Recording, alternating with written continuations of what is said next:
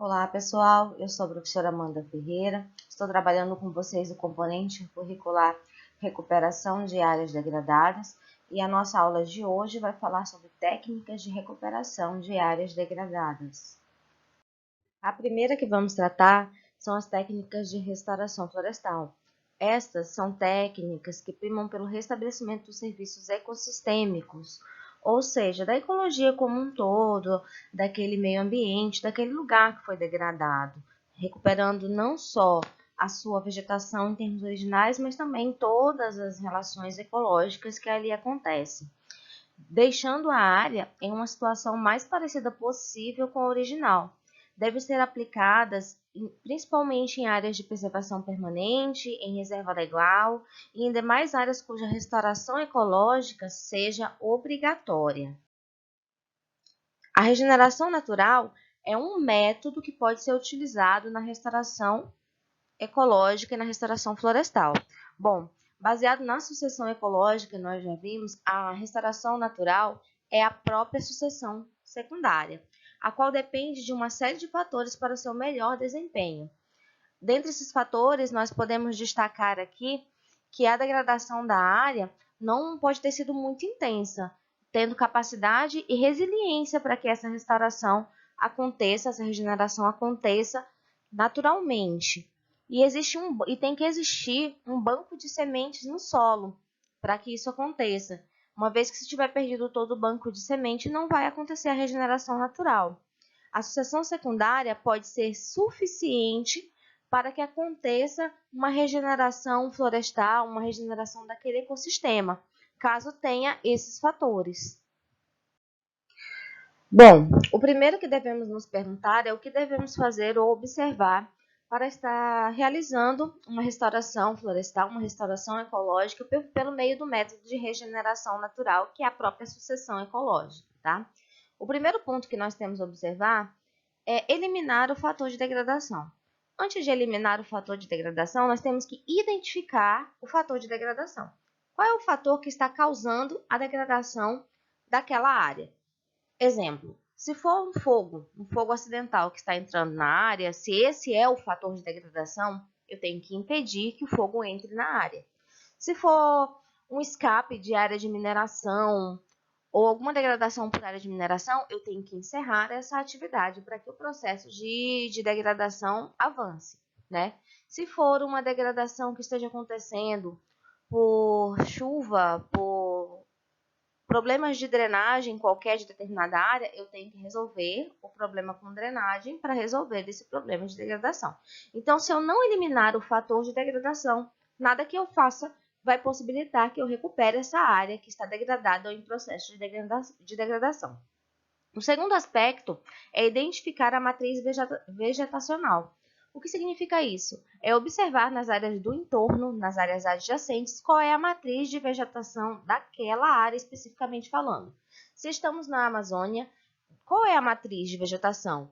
É a floresta umbrófila úmida e densa. Mas algumas áreas, a matriz de vegetação pode ser a savana, né? Inclusive aqui na Amazônia, ou as áreas de pampas, ou as áreas de cerrado. Então, nós temos que identificar qual é a matriz de vegetação daquela área a ser restaurada. Uma forma de se fazer isso é realizar o diagnóstico, um inventário florestal de áreas adjacentes, ou seja, de áreas o mais próximo possível da área que foi degradada e que precisa passar pelo processo de restauração ecológica. O terceiro ponto é observar a infestação de espécies herbáceas. Como eu já falei para vocês, algumas espécies elas podem atrapalhar no processo de recuperação, de restauração de uma área a ser degradada. E eu tenho que observar se meu processo que vai passar por um processo de regeneração natural possui alguma espécie herbácea em processo de infestação que pode atrapalhar esse processo, tá bom? Um exemplo, quando visitei as áreas degradadas por fogo da Resex Tapajós Arapiuns, uma grande infestação de espécie herbácea que foi identificada é o capim-tiririca, né? Esse tiririca, essa vegetação, ela se espalha por toda a área, impedindo que qualquer outra vegetação se estabeleça. Então, para fazer e para proporcionar a regeneração natural, para proporcionar que a sucessão ecológica aconteça, eu necessito remover essa infestação dessa espécie herbácea que está nessa área, ok? Esse é um exemplo. Então, a regeneração natural, ele pode ser considerado o processo de menor custo para que eu faça a restauração florestal, a restauração ecológica de uma área, porém, é o processo mais lento. Neste sentido, se o objetivo for formar florestas com biodiversidade e velocidade, eu vou necessitar aliar métodos diferentes de recuperação de áreas degradadas para que esse processo aconteça mais rapidamente. Então, além da regeneração natural, que é o método matriz que eu vou escolher, eu vou precisar escolher outros métodos.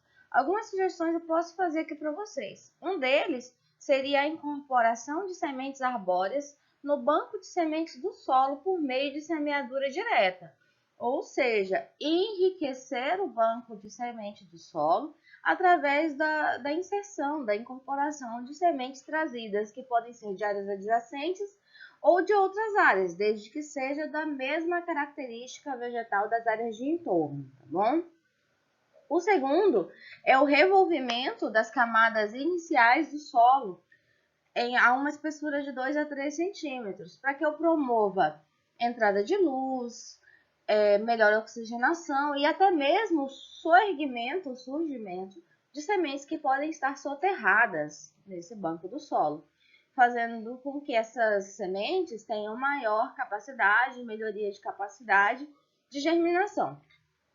O terceiro ponto é a abertura de clareiras ou o coroamento, né, de algumas plantas que estão surgindo, cuja vegetação herbácea invasora pode estar impedindo o seu crescimento.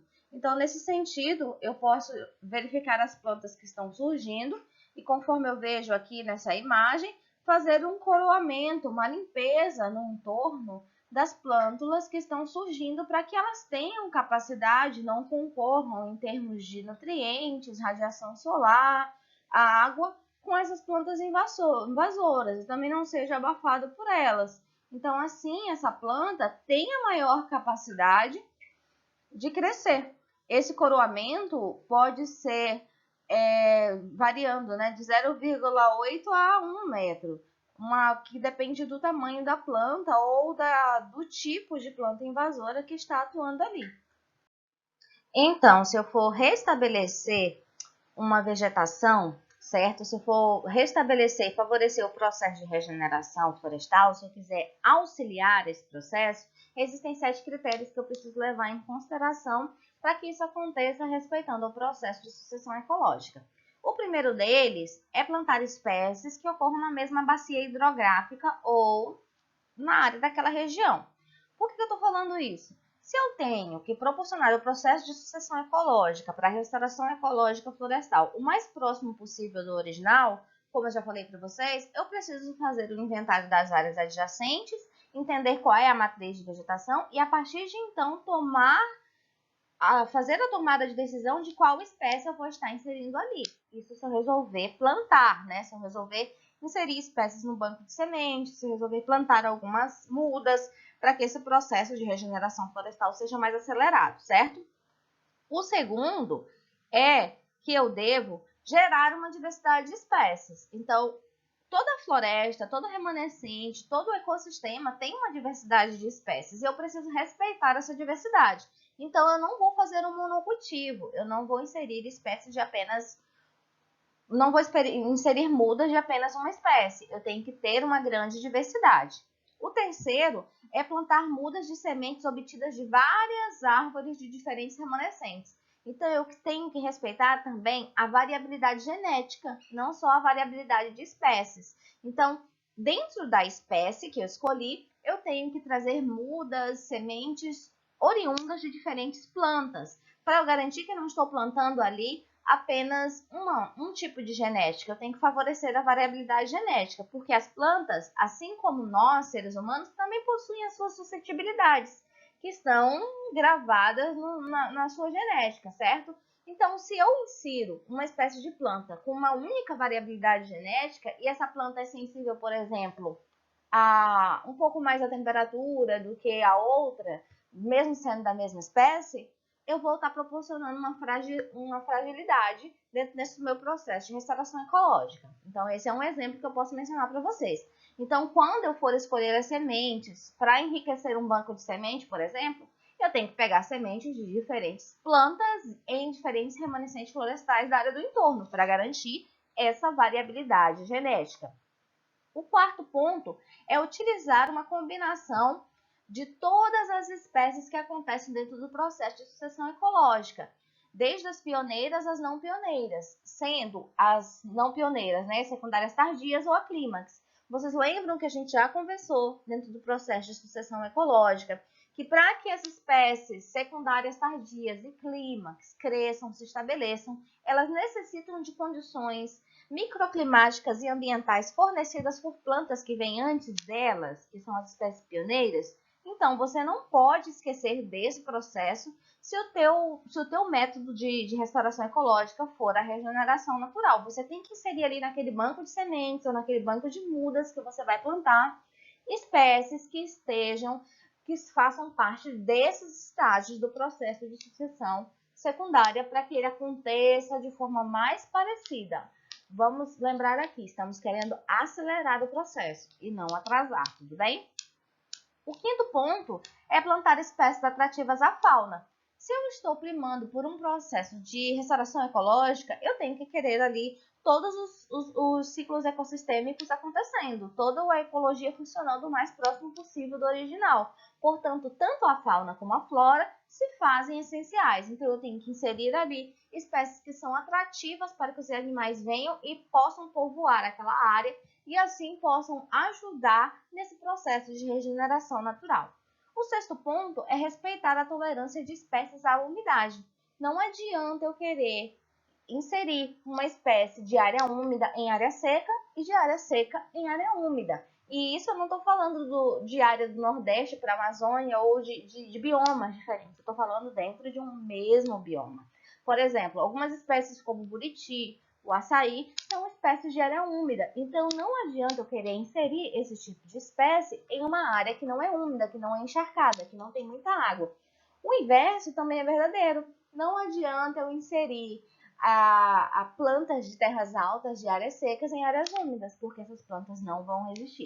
Então, eu tenho que respeitar a tolerância das plantas, tanto a radiação solar, e isso faz parte da escolha das espécies pioneiras, não pioneiras, mas também as características do solo, e uma delas é a umidade desse solo. Em solos bem drenados, eu devo mesclar algumas leguminosas com outras espécies nativas.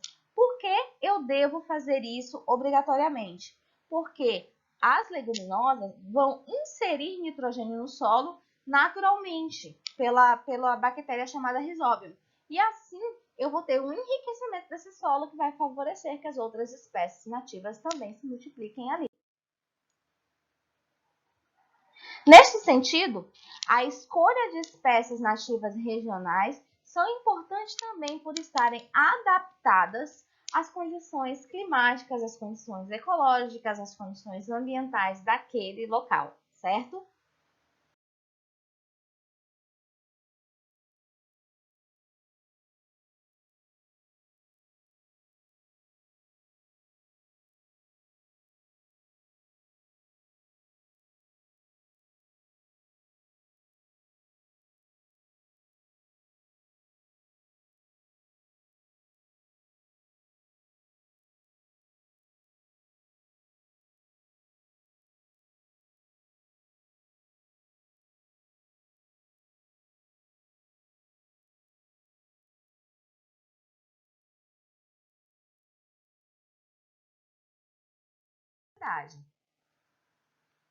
É importante destacar que florestas com diversidade de espécies possuem maior capacidade de recuperação a qualquer tipo de distúrbio, melhor ciclagem de nutrientes, maior atratividade à fauna, maior proteção do solo e maior resistência a pragas e doenças, certo?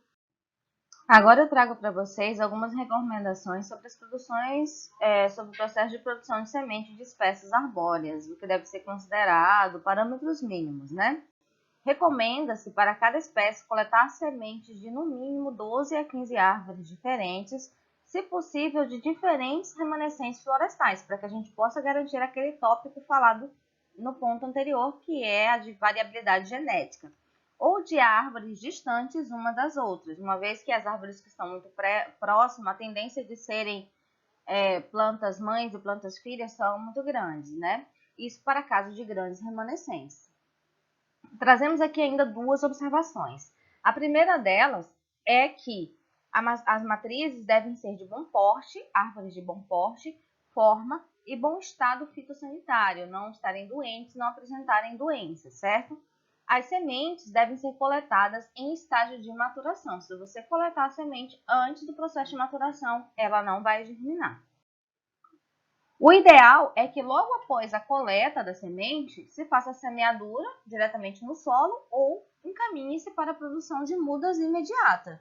Em casos excepcionais, essas sementes podem ser armazenadas observando sempre as condições ideais de armazenamento. Agora nós vamos tratar um pouco sobre a implantação de projetos de restauração florestal. Bom, antes de tudo, deve-se levar em consideração alguns fatores. O primeiro deles é a fertilidade e o estado de conservação do solo. Eu preciso conhecer esse solo, eu preciso fazer uma análise prévia para saber como está a condição desse solo antes de começar o projeto de restauração florestal. O segundo é a presença de vegetação remanescente nas proximidades, porque se tiver vegetação remanescente nas proximidades, vai ser mais fácil, né? Quanto maior for a matriz vegetal, quanto mais for vegetação, mais fácil será a restauração ecológica. O terceiro ponto é identificar a topografia para tomar alguma decisão sobre condições, sobre melhorias topográficas daquela região antes de estabelecer a restauração florestal. Se for muito íngreme, pode ser necessário que eu necessite fazer alguma intervenção para que não tenha erosões durante o processo, perda de sementes, perda de mudas. O quarto ponto é identificar o regime hídrico. Qual é o regime hídrico daquela região? Quanto chove e qual o período que chove? Isso é essencial para eu tomar a decisão de quando vou fazer o plantio, para que as chuvas auxiliem no processo de crescimento, e qual vai ser o momento que eu vou precisar promover a irrigação dessas mudas para que elas continuem crescendo.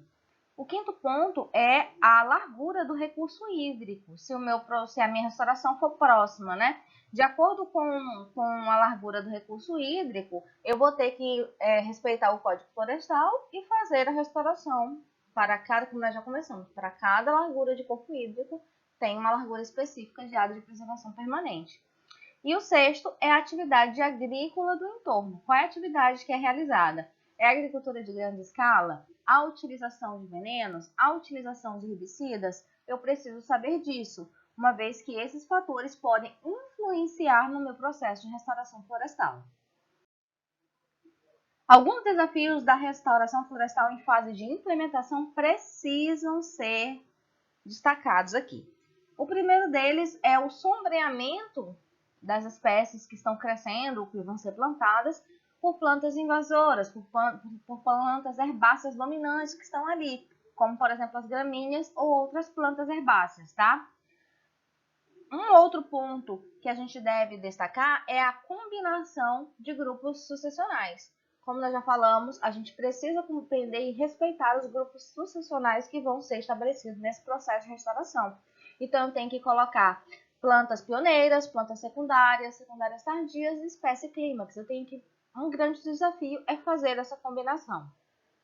Um outro vai depender do nível de degradação do solo. Quanto mais degradado tiver esse solo, eu já posso considerar que menor é o banco de sementes, menor é a quantidade de matéria orgânica, menor são as quantidades de nutrientes, e assim mais desafiador vai ser promover a restauração ecológica. Um outro ponto que a gente vai colocar muito aqui é a incidência de pragas, tá, gente? Insetos ou doenças que podem acontecer durante o processo de restauração. A gente identifica assim com grande força mesmo, principalmente as formigas cortadeiras, que acabam cortando todas as mudas, matando plântulas inteiras. Então, esse é um exemplo de praga que pode acontecer. E eu preciso fazer o monitoramento para acompanhar qual praga está incidindo dentro da minha área em restauração para que eu faça alguma intervenção. Um outro ponto é o estresse hídrico. Nós falamos agora há pouco que eu preciso conhecer o regime pluviométrico da região, para saber quando chove, quando não chove, quais são os períodos de maior seca, para que eu possa atuar e diminuir o estresse hídrico das plantas e ter uma menor mortalidade de mudas, uma menor mortalidade de plântulas, assim vencendo esses desafios e proporcionando uma restauração mais rápida. Um outro ponto que deve ser considerado são os modelos que vão ser implementados caso eu decida plantar, né, alguma espécie. Então, eu tenho que considerar o espaçamento e o arranjo espacial das espécies que eu vou distribuir durante o plantio. Tudo isso tentando alcançar uma alta diversidade e melhores condições de plantio e crescimento no campo. Só após eu compreender todos os fatores, todos os desafios de um processo de estabelecimento de um projeto de restauração florestal, é que eu vou começar de fato o projeto. A primeira etapa para a implementação de um projeto é a limpeza da área. Então, primeiro deve se restringir a uma roçada da vegetação herbácea e plantas daninhas, ou seja, as plantas invasoras que podem vir a atrapalhar o crescimento das plântulas ou das mudas que serão inseridas ali, tá bom? Segundo, eu preciso de material vegetal. Desse material vegetal resultado da roçada deve ser mantido sobre a área para promover uma cobertura do solo e também a inclusão de matéria orgânica. Em alternativa, pode-se realizar o coroamento. Se eu não quiser roçar toda a área, eu realizo o coroamento, como eu já falei para vocês, que é aquela limpeza no entorno das mudas que foram plantadas, com um diâmetro de 0,8 a 1 metro ao redor de cada muda, tá? Com um raio, desculpa, não um diâmetro, um raio, que deve ser repetido posteriormente. Então, conforme essa planta, essa vegetação for se aproximando novamente da muda, eu preciso realizar o coroamento de novo. Solos compactados podem ser mecanizados por meio de processo de aragem, gradagem ou subsolagem, acompanhando as curvas de nível do terreno, sempre respeitando as curvas de nível para que eu não esteja proporcionando um processo erosivo grave nesse terreno. A segunda etapa é o coveamento, ou seja, o estabelecimento das covas onde serão plantadas as mudas. Deve ser realizada após a marcação das linhas de plantio. Então, depois de definir onde vai ser plantado e qual vai ser a distância das plantas, eu vou marcar aonde serão feitas as covas. O tamanho das covas geralmente pode ser, né, de 30 por 30 por 30 centímetros. 30 centímetros de largura, 30 centímetros de comprimento, 30 centímetros de profundidade. Em solos mais compactados, indica-se que essa cova seja de 40 por 40 por 40, provocando uma escarificação das paredes da cova para favorecer que as raízes das mudas possam infiltrar no solo e assim crescer. Uma terceira etapa é a calagem e adubação, né? Então, em determinados modelos, não se utilizam fertilizantes químicos e calcários, principalmente para unidades de conservação e áreas de preservação permanente. Não se utiliza, opta-se por métodos orgânicos de produção, certo? Então, para identificar qual vai ser a calagem, qual vai ser a inserção de calcário, calagem é a inserção de calcário, é a correção do solo por meio da inserção de calcário para corrigir o pH, para corrigir a acidez do solo. Então, para esse processo, se faz necessidade de uma análise físico-química do solo. Eu preciso conhecer quais são as características daquele solo, como que está a acidez, como que está os nutrientes daquele solo, para que eu possa identificar quais são as carências e suprir essas carências de acordo com a necessidade das plantas que eu vou inserir. Para isso, coletam-se de 15 a 20 amostras do solo em uma profundidade de 20 centímetros ao longo da área a ser recuperada. Mistura-se todas as amostras e retira-se uma amostra composta que deve ser encaminhada para um laboratório. Após os resultados, verifica-se a necessidade de adequação, de correção de pH e de correção da quantidade de nutrientes necessários para as plantas. Isso se eu for utilizar fertilizantes químicos e calcários, tá? De forma geral, aplica-se 150 a 200 gramas de NPK, que é o nitrogênio, o fósforo e o potássio, a uma proporção de 4 para 14 para 8, ou 100 gramas de NPK 636, mais 2 litros de esterco de curral curtido, esterco de gado, né? Ou cama de galinha dentro de cada cova. Então, eu vou inserir aqui dentro de uma cova de 40 por 40 por 40, a terra misturada, o solo misturado com adubo, e dentro da cova eu vou colocar ainda os 2 litros de esterco de curral ou de galinha dentro da cova, que no caso é a adubação orgânica. E depois eu vou colocar essa terra aqui dentro, esse solo aqui dentro, certo? Também pode ser utilizado a aplicação de adubos nas mini covas laterais após o plantio. Então, realiza-se 2 mini covas e aí se faz a adubação que nós chamamos de adubação de cobertura nessas mini covas, para que o nutriente não seja perdido e seja mais facilmente incorporado aqui no solo. Em áreas de solo pouco drenado ou boa fertilidade, pode-se apenas utilizar a adubação orgânica por meio da aplicação de 6 litros de esterco de curral ou 2 litros de esterco de galinha, e são aceitos ainda alguns outros fertilizantes, tais como a torta de mamona ou a torta de filtro. No máximo, 20% do volume de cada cova pode ser utilizado com esses fertilizantes. A quarta etapa é o plantio de fato das mudas. Deve ser feito no início do período chuvoso para que as chuvas possam auxiliar o estabelecimento dessas mudas, fornecer a umidade necessária para que elas se estabeleçam e cresçam. Em caso de veranicos, pequenos períodos de verão, dentro do período chuvoso, deve-se realizar irrigações, porque essas plantas necessitam de água no seu estabelecimento na sua fase inicial.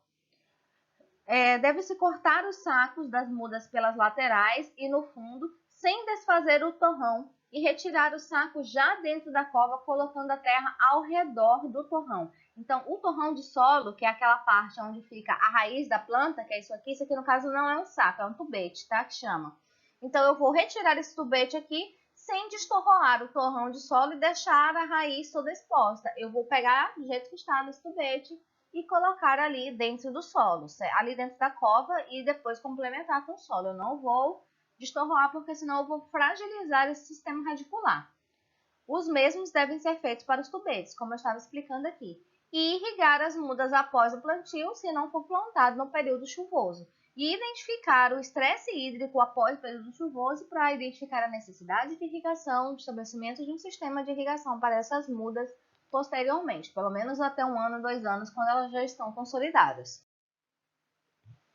Ainda na quarta etapa, nós temos o processo de manutenção, que são as principais práticas adotadas são o combate permanente das formigas portadeiras, né, a saúva, por exemplo, o coroamento, a limpeza da vegetação ao redor da muda, com capinas ou roçadeiras, para quê? Para que essas plantas herbáceas não atrapalhem o crescimento, o controle de plantas trepadeiras, que podem subir na muda e acabar concorrendo com iluminação, com essa planta, abafando a muda e a muda morrendo.